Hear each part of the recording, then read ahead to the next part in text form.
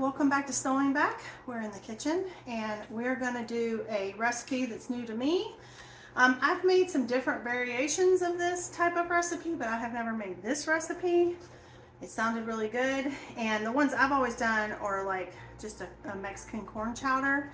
This one is a Mexican corn chicken soup, so is what they're calling it. This comes from Stephanie K. I will link the recipe in the description. And so this is actually for my tomorrow night's dinner. I have a lot going on. I have choir tomorrow and I have a basketball meeting for parents. So I'm going ahead and getting this going tonight. So this is an easy reheat for us for dinner tomorrow night. You could serve this, you could do tortilla chips if you wanted, you could do cheese quesadillas with it. You could do a Mexican cornbread, or if you like sourdough, you could also do that. I haven't decided yet. I'm leaning towards maybe a sourdough, but I don't know yet.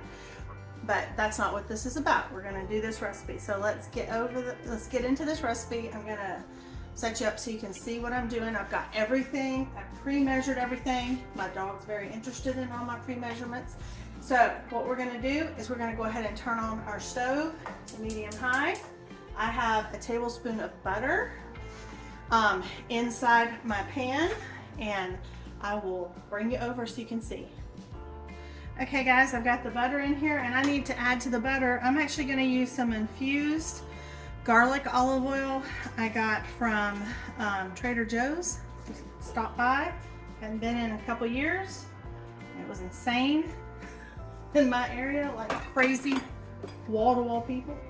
So we're going to get this melting, and the reason you want to do the butter with the olive oil is because olive oil can burn. So the butter helps give it a little bit higher heat temperature. And to this, we're going to add 1 onion and 1 bell pepper. I had 2 smaller bell peppers. One was turning red, the other's green. These are ones I grew. So that's what we're using, because that's what we got. And we are gonna saute this up.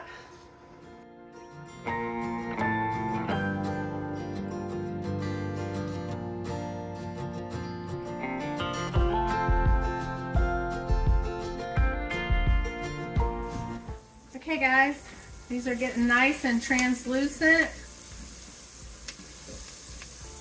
It smells so amazing.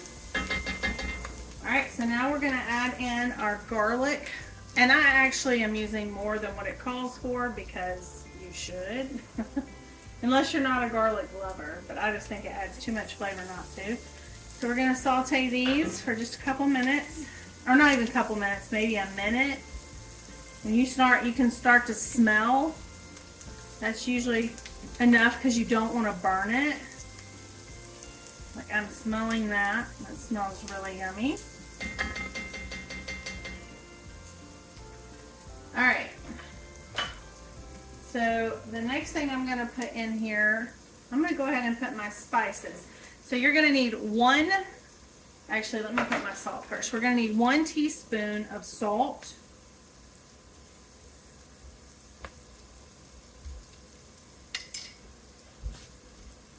We're going to need 1 teaspoon of chili powder.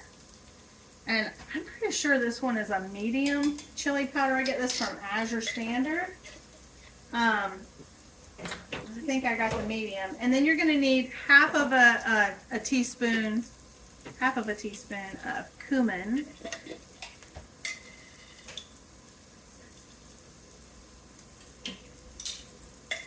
So those are our spices. So we're going to mix all that in. It looks yummy. It smells really good.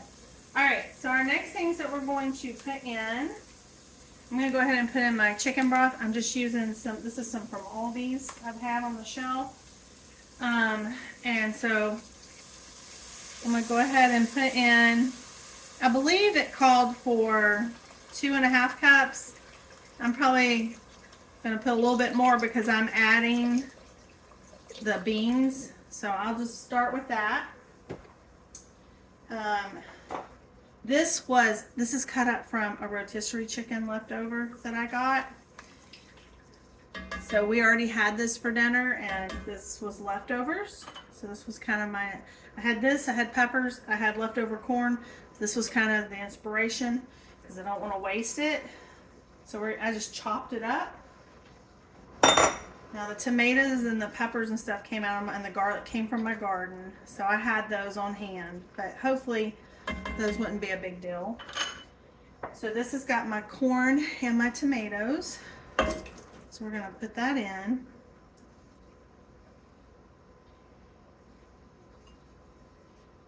And it calls for half a cup of heavy whipping cream.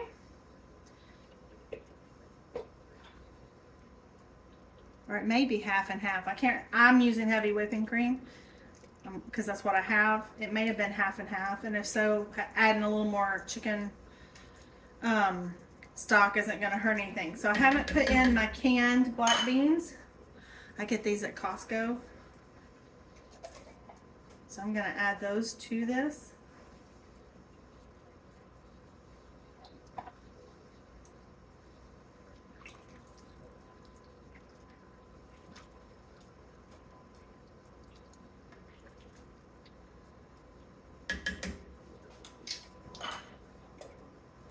And I am going to add the chicken broth. Now, it calls for raw corn on the cob cut off. These had actually been cooked and they were left over, and so they're cooked. The tomatoes are not cooked because they're fresh. You know, I've sauteed the onions and the peppers. The beans were canned. Chicken was fully cooked.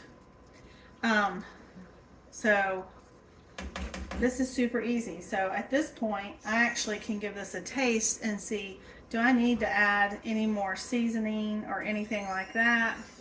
Because there's nothing in here that's going to hurt me. I really just want to taste the broth. That's good. That's good just like it is. And so I still have some left. I probably used, this is 48 ounces. I probably used about 32 to probably 32 ounces of this. That tastes really good. And so all I'm going to do now is I'm done, honestly, because this will go in my slow cooker tomorrow.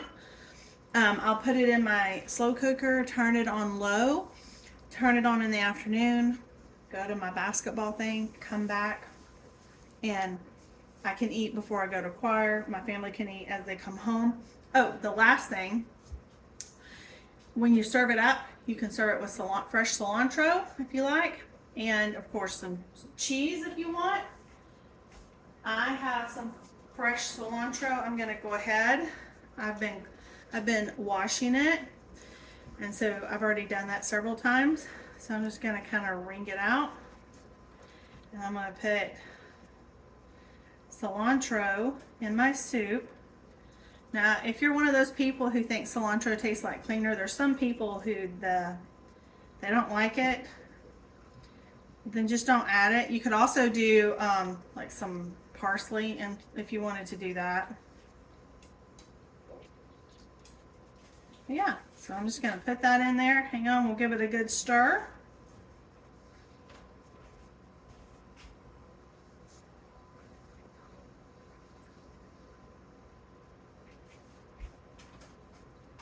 Give it a good stir. It's gonna add some pretty color. Oh yeah, it's gonna be really tasty. So just remember, you could make some cheese quesadillas up and serve with that. You could do a sourdough if you wanted to. You could do tortilla chips if you wanted to, and maybe some salsa or something go along with it. Or you could do like a Mexican cornbread. Any of those would work out just fine. But that's how you make Mexican corn chicken soup with black beans. So anyway,